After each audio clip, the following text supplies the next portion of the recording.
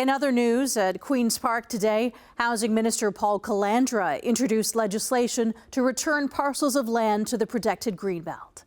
This comes after the lands were removed by the PC government to allow housing to be built. The government claimed the land was needed to build 1.5 million new homes.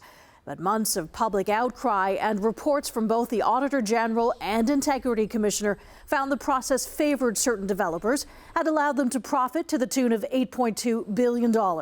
So last month, Premier Doug Ford reversed the decision and vowed to return the lands.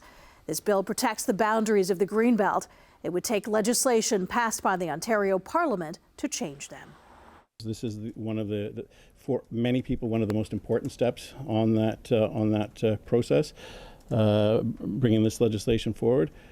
So we will continue to be open on this process, because look, ultimately, what I keep hearing, I hear it all the time, even in my own writing, is like, don't be distracted. You made a mistake. Yes, we made a mistake, but don't be distracted from what you got to get done. Whether that's housing, whether it's long-term care, focus on that, but do it in a way that brings people with you. And I think we hear that message loud and clear. Look, very quickly, I don't think the government has seen the light as much as they felt the heat.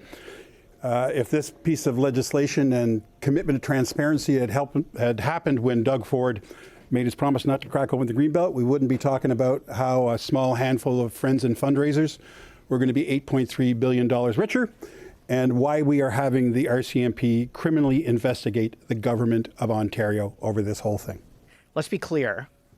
We had a corrupt process that led to a corrupt decision to open the Greenbelt for development so a handful of wealthy, well-connected insiders could cash in $8.3 billion. The government was caught. They're being investigated for individual and criminal misconduct.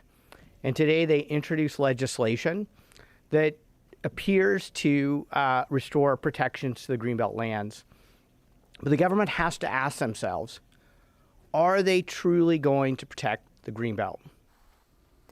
Calandra says neither his office nor anyone in government has been contacted by the RCMP, who are conducting an investigation into the Greenbelt scandal.